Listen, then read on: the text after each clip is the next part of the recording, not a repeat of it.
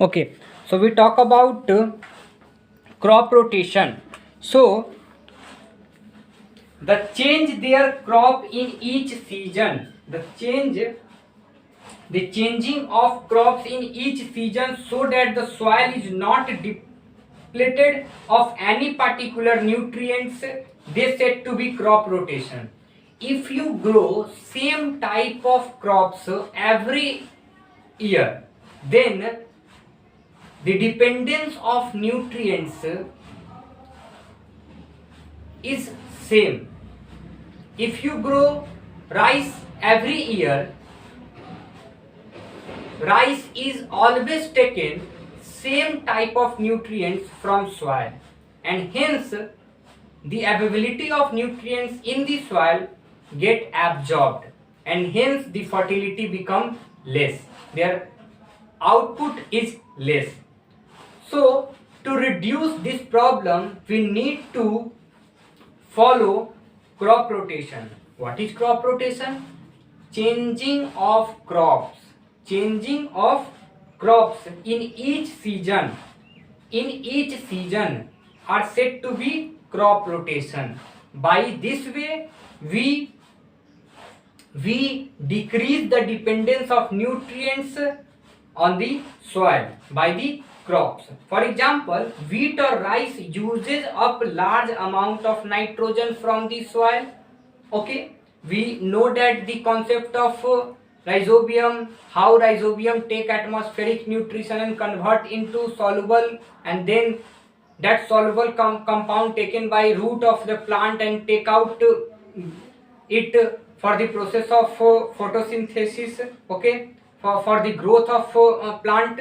Okay, for example, we know that rice and wheat are uses so many amount of nitrogen from the soil. This nitrogen can be naturally replenished in the next crop grown is to legume like pea and groundnut. If you grow rice in this season, next season do not grow wheat.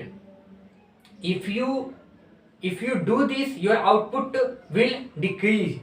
You have to change your crop pattern. Okay, so to changing of crop pattern season to season is said to be crop rotation. Okay, so in manuring there are the two main topics are there. First topic is field follow, just left field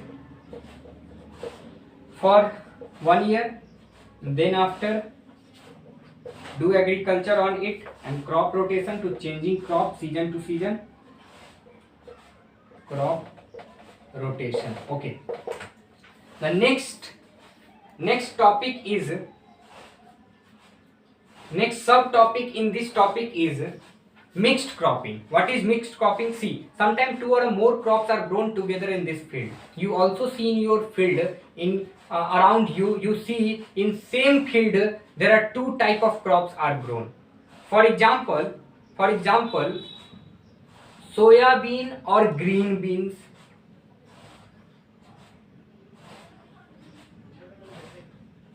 coconuts and groundnuts grown together.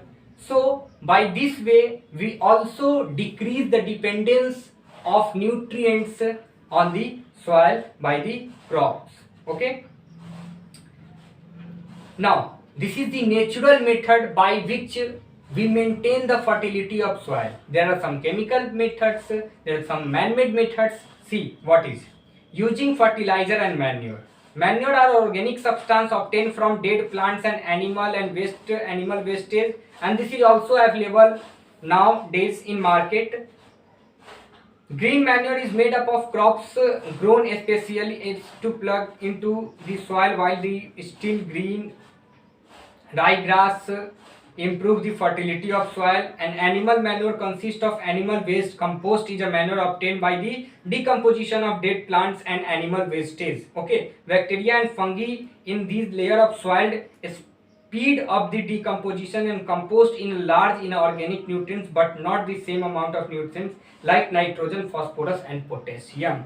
So compost gives us nutrients to the soil, but not actually the natural nutrients, which is phosphorus, which is potassium, which is nitrogen. So to adding potassium, nitrogen and phosphorus to the soil, we need to add some chemical fertilizer. See, what is fertilizer? Fertilizer are the man-made chemical substance that containing one or more nutrients essential for the plant growth.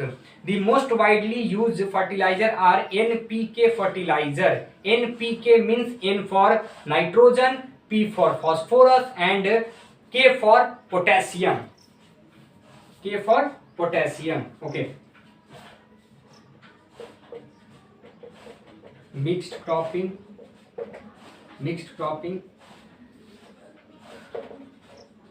Now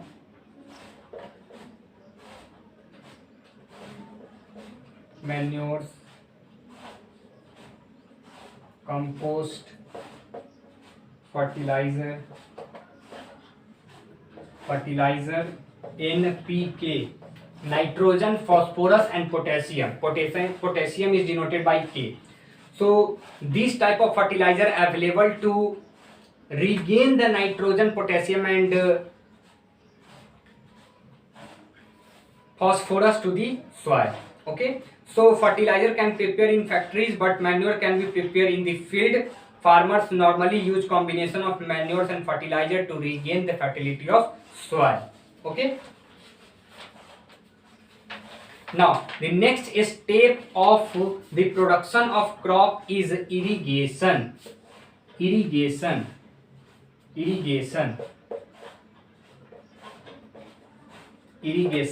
See, what is irrigation? Irrigation means supply water to the crop in the field. The process of supplying the water into the field is said to be irrigation, is known as irrigation. Irrigated land in India gives several times more yield than non-irrigated land. You took some amount of land in which you do not get any type of water supply into them, and you take some land in which you supply proper water, you get the result. Okay, one gives you very high amount of yielding and other gives you very less amount of yielding. So we know that water is very important for the process of photosynthesis. So if you give water to them, they make their food, their growth well, the development of plant is well, the output of crops are well. So water is most important for the development of plants and to getting high yielding crops. Okay, rain, large number of in our country, rain is also play an important role in the process of irrigation.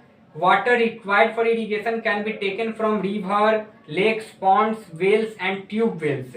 It is delivered to the field by the irrigation canal or pumped up from the tube well, which is operated by electric or diesel pump. Okay, now there are some type of irrigation system. Look at this type of irrigation system one by one.